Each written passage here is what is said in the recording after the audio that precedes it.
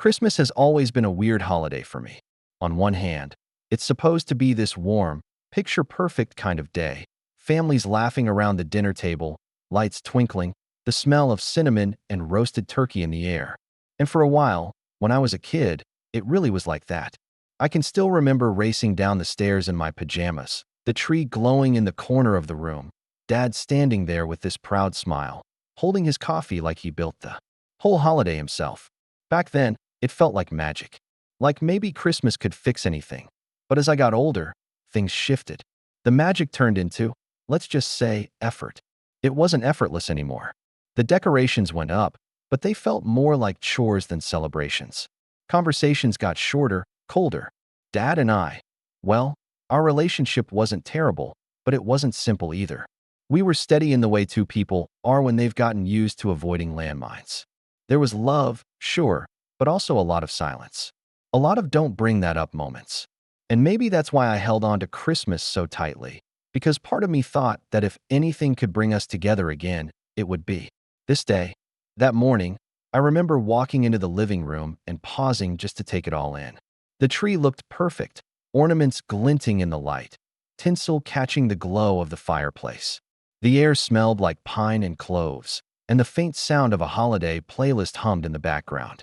For a second, I let myself believe it was going to be okay. That maybe, just maybe, this year would be different. As I sat down, I couldn't help but think back to one particular Christmas when I was about 8. Dad had surprised me with a red bike.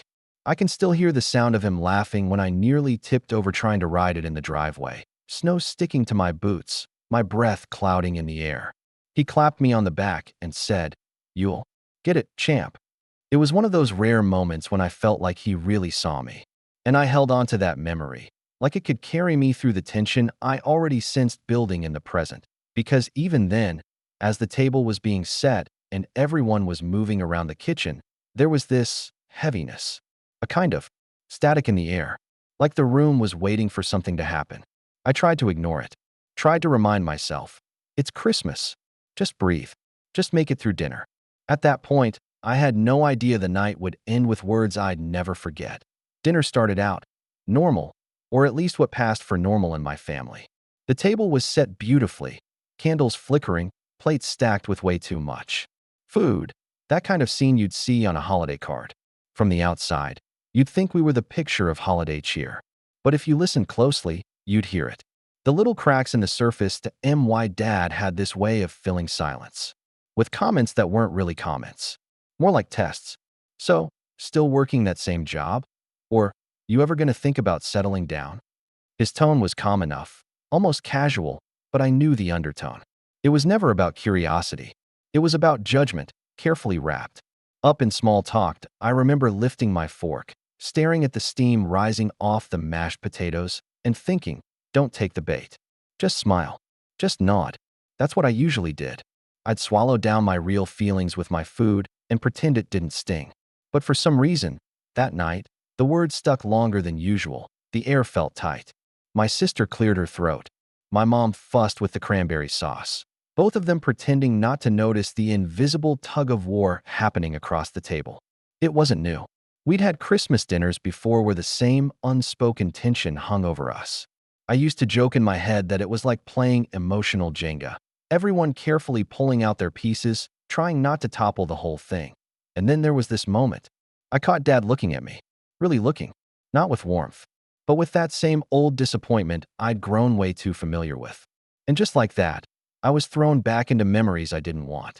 Flashbacks of other dinners, him raising his eyebrow when I shared an idea, the way he'd sigh like I'd wasted his time, the quiet digs that weren't loud enough to call out but sharp enough to bleed. The thing is, Christmas isn't supposed to feel like that. You're not supposed to sit at the table bracing for impact, like every word could be the one that sets off an avalanche. But that's exactly how it felt. I could hear the clink of cutlery, the muffled laughter from my cousins in the other room, but inside me there was this drumbeat. Something's coming. Something's coming. And as much as I tried to shake it off, I knew I was right. It's funny how it always starts small. One word, one little question that feels harmless on the surface, but you just know where it's headed. For me, The trigger came somewhere between the gravy boat being passed and my dad swirling the wine in his glass like he was gearing up for a lecture. "So," he said, voice casual, eyes not so casual. "What's your plan now? I mean, how long are you going to keep doing what you're doing?" That was it. Just that. But the weight of those words. It was like someone had dropped a stone in the middle of the table. I froze, fork halfway to my mouth, trying to decide if I should just laugh it off or finally let myself say what I'd been holding in for years. I could feel my heart pick up. Not racing, not yet, but heavy. Like every beat was echoing against my ribs. My mom glanced at me quickly, her kind of silent plea that said, "Please, don't start. Not tonight." My sister shifted uncomfortably, suddenly very interested in her bread roll. And me? I felt cornered. Again, here's the thing. It wasn't just about the question. It was about the years behind it. The years of hearing him imply that I wasn't enough, that my choices were disappointing, that no matter what I did, it wasn't the right thing in his eyes. And every Christmas, every family gathering, he found some way to remind me. Always in that same tone, calm enough to be deniable, sharp enough to cut deep. A memory flashed in my mind. Not even a big one, just one of those moments that sticks. I was 16, sitting at the kitchen counter, excitedly telling him about this little art project I'd been working on. He didn't even look up from his newspaper when he said, "That's nice, but what are you going to do with it?" That same question, that same dismissal. And now, years later, here it was again, wrapped up in holiday cheer, disguised as fatherly concern. That I put my fork down. I remember the clink it made against the plate, louder in my head than it probably was in the room. For a second, I thought I could defuse it, maybe change the subject. But then I saw that look on his face, the one that told me he wasn't just making conversation. He was building up to something bigger. And that's when I realized this dinner was not going to end the way I had hoped. I don't know what exactly pushed him over the edge. Maybe it was the way I didn't answer fast enough, or maybe he had been rehearsing this speech for weeks. But suddenly, the whole room shifted. One second, it was just a tense Christmas dinner. The next, it was the night my dad decided he didn't have a son anymore. He set his glass down a little too hard, the sound cutting through the chatter like a crack of thunder. Everyone went silent. Then he leaned back, folded his arms, and with this bitter calmness said, "You know what? I'm done. I'm done pretending. You've embarrassed me long enough. Consider yourself disowned." That word, disowned, hung in the air like smoke. Thick, heavy, poisonous. For a moment, nobody breathed. The only sound was the faint ticking of the clock on the wall and the soft fizz of the candle wax burning down. I remember staring at the turkey on my plate, the smell of rosemary and garlic suddenly turning my stomach. The warmth of the room felt suffocating, like the air had been sucked out, leaving only this sharp, cold silence. My mom gasped softly, her hand flying to her mouth. My sister muttered "Dad" under her breath, like she could pull the word back into his throat if she said it fast enough. But he just sat there, chest puffed out like he'd finally dropped the truth bomb he'd been holding onto for years. And me? I felt detached, like I was watching it happen to someone else. The words replayed in my head. Disowned, disowned, disowned. And all I could think was, did he really just say that? Did he actually just cut me out of his life at the dinner table? A flash of memory blindsided me. Christmas morning when I was 10, sitting cross-legged by the tree while he handed me a wrapped box. Inside was a baseball glove. He ruffled my hair and said, "You're always my boy." That memory stung so sharply it almost felt cruel, like my brain was trying to torture me by showing me the version of him I thought I had. I looked up, and there he was. Not smiling, not regretful, just satisfied. Like he had finally won whatever invisible game we'd been playing all these years. And that was the moment I knew things could never go back to the way they were. It's strange how the brain works. In moments of crisis, you'd think all I'd feel was anger, or maybe the sting of humiliation with everyone watching. But instead, what hit me first was a flood of memories. Almost like my mind was trying to bargain with reality, saying, "No, this isn't who he is. Remember? Remember when he loved you?" I saw myself as a little kid, standing in the driveway with that shiny red bike. Snowflakes clung to my eyelashes, and my dad's laughter echoed through the cold air. He was patient that day, jogging beside me, steadying the handlebars until finally, he let go and I wobbled forward on my own. I remember glancing back, seeing him clapping and cheering like I'd just won the Tour de France. That's the dad I wanted to believe in. Then another memory hit. Christmas morning when I was 12. He'd stayed up late the night before, pretending Santa had eaten the cookies I left out. The half-empty glass of milk, the crumbs scattered on the plate, all his doing. When I realized it, he winked at me, and for the first time, I felt like we shared a secret, just the two of us. I felt chosen, special. Those memories hurt more than the words he had just thrown at me, because they reminded me that love had been there once. Real love, or at least the version of love he was capable of giving. And I couldn't help but ask myself, when did it all change? When did I stop being someone he was proud of and start being someone he wanted to erase? The longer I sat there, the more it twisted inside me. The good moments weren't comforting anymore. They felt like salt in an open wound. I wanted to cling to them, but instead, they made the betrayal sharper. Because if he could go from cheering me on in the snow to disowning me in front of the family, then maybe I never really knew him at all. I stared at him across the table, my chest heavy with this impossible contradiction. I hated him in that moment, but part of me still wanted the dad who tucked me in at night, who told me monsters weren't real, who made me feel safe. And realizing I wasn't going to get that version of him back, that broke something deep inside me. After that, I didn't feel anger. Not yet. What I felt was nothing. Like someone had pulled the plug on me and drained every ounce of energy, every emotion out of my body. I just sat there, frozen, staring at the tablecloth pattern like it might give me answers if I looked hard enough. The room around me blurred. I could hear voices, my mom whispering, "Please stop," my sister shifting in her chair, silverware clinking nervously against plates. But it all sounded distant, muffled, like I was underwater. Even the Christmas lights behind me, once warm and twinkling, now felt harsh, almost mocking. I picked up my glass of water, but my hand was shaking. The condensation slid down my fingers, cold against my skin, and I remember thinking, this is real. This is happening. He just said that. My chest felt tight, like I couldn't take a full breath. But on the outside, I looked calm. Too calm. Because when someone hurts you that deeply, sometimes your body doesn't scream or cry. It just shuts down. I glanced around the table, half expecting someone to defend me, to call him out, to say this isn't okay. But all I saw were lowered eyes, awkward fidgeting, people pretending to busy themselves with their food. And that silence cut almost as deep as his words. It confirmed what I'd always feared, that when it came down to it, I was on my own. A thought slipped into my head, so sharp it startled me. Maybe he's right. Maybe I really am nothing to him now. I hated myself for even thinking it, but in that moment, it felt true. And yet, under all that numbness, something else was forming. Not anger exactly, not yet. More like a quiet awareness. A realization that this wasn't just another one of his jabs I could brush off. This was permanent. Final. A line had been drawn, and whether I wanted it or not, I was already standing on the other side of it. So I sat there, silent, holding it all in, while the smell of roasted turkey, once comforting, now made me feel sick.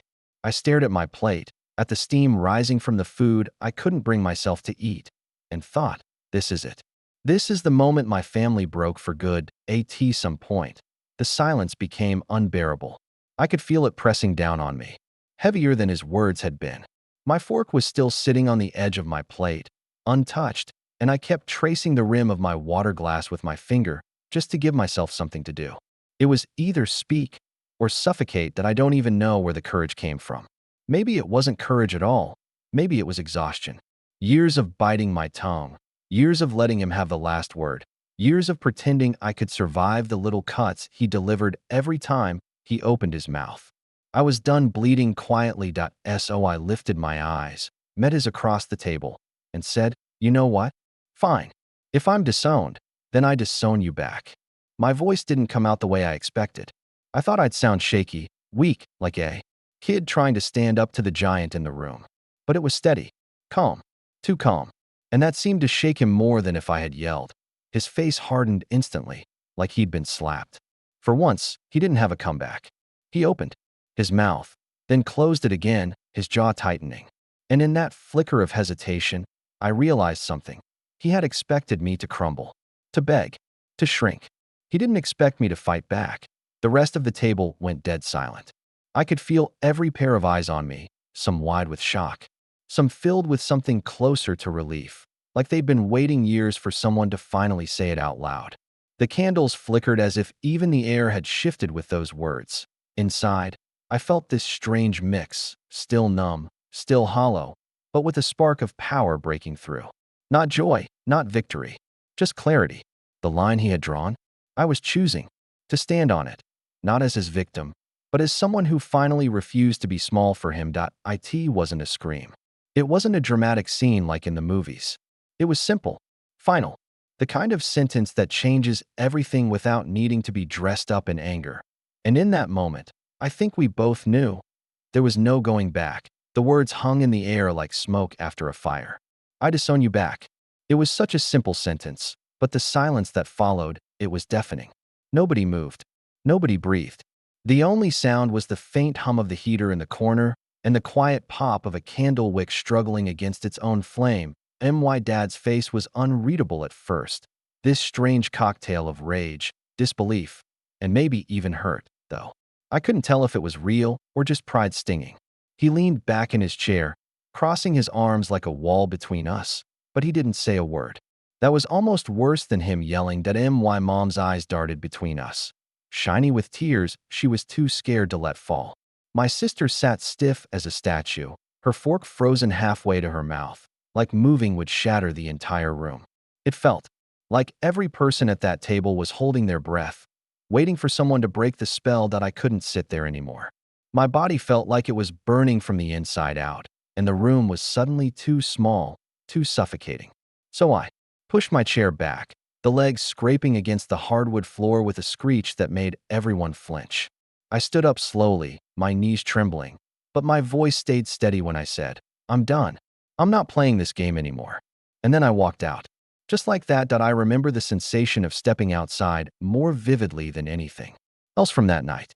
The cold air slapped me in the face, sharp and biting, but it felt cleansing. The snow crunched beneath my shoes, each step loud in the stillness of the night. My breath billowed in clouds, and for the first time all evening, I could breathe deeply. It was ironic. The freezing air felt warmer, safer than the heat of that dining room. Behind me, through the frosted window, I could still see the golden glow of the Christmas lights, the shadows of my family sitting in stunned silence around the table. For a split second, I thought about turning back, about softening it, about pretending it hadn't happened. But then the memory of his words hit me again, disowned, and I knew going back inside would mean erasing myself just to keep the peace. So I kept walking. Each step into the cold night felt like a step away from him, from the pain, from the version of me that had always been desperate for his approval. And for the first time, I wasn't scared of what would come next. The days after Christmas felt strange. The world outside kept moving, stores still buzzing with holiday sales, neighbors still stringing up lights, carolers still singing like nothing had happened. But for me, everything was quieter. Too quiet. I remember waking up the next morning to the faint smell of pine from the tree in the corner of my apartment. Normally, that smell made me feel warm, nostalgic. This time, it just made my chest ache. I sat on the couch with a blanket wrapped around me, staring at the blinking lights, and kept replaying the scene at the dinner table like a movie I didn't want to watch but couldn't shut off. Disowned. I disown you back. The words looped in my head, like a call and response echoing in an empty church. It hurt more than I wanted to admit. No matter how strong I'd felt in that moment, no matter how clear my voice had been, I couldn't escape the heaviness that followed. I lost a father that night. Or maybe I finally admitted to myself I'd lost him years ago. Either way, the grief was real, but alongside the grief, there was something else, a strange kind of relief. For the first time, I didn't feel like I was waiting for his approval anymore. For the first time, I wasn't scanning my phone for a text from him or rehearsing responses to questions he might throw at me. I was free. Broken, yes, but free. In the days that followed, I thought a lot about family, about what it actually means. Is it just blood? A last name? Or is it the people who see you, really see you, and choose you anyway? Because that night, when everyone else went silent, I realized blood isn't always thicker. Sometimes it's just heavier. I kept flashing back to little moments, not just the good ones this time, but the cracks I'd ignored. The way his compliments always had barbs hidden inside. The way love felt more like a performance than a promise. And it clicked. I hadn't been disowned that night. I just finally stopped pretending that it still hurt. God, it hurt. But pain has a strange way of clarifying things. And in that painful clarity, I found something I never thought I'd feel. Again, after walking away from him, I found peace. Closure isn't something that just arrives one morning, wrapped neatly like a Christmas present. It's messy. It comes in fragments, in long walks alone, in nights where the silence feels too heavy, in sudden flashes of memory that still sting. But slowly, piece by piece, it starts to take shape. I won't lie to you. I still think about that night. Sometimes I'll be pouring a cup of coffee and remember the sound of his voice, steady and cruel, declaring me no longer his. Other times I'll catch the smell of roasted turkey or hear the faint melody of a Christmas song in a grocery store, and my chest will tighten. Those things don't disappear. They live with you. But what's different now is how I carry them for so long. I let his opinion of me shape the way I saw myself. If he was disappointed, I felt worthless. If he was cold, I thought I deserved it. But that night, as awful as it was, forced me to draw a line.